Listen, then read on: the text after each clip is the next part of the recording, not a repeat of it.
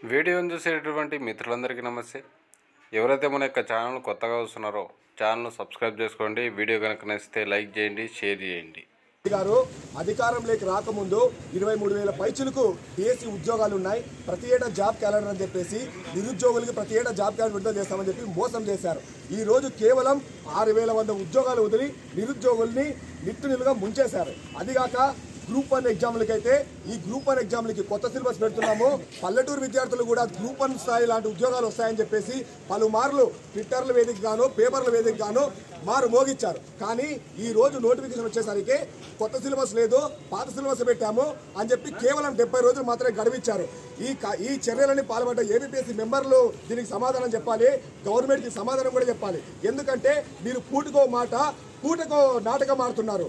ఈ రోజు జగన్మోహన్ రెడ్డి గారు సిద్ధం అంటున్నారు. ఎందుకయ్యా నువ్వు సిద్ధము?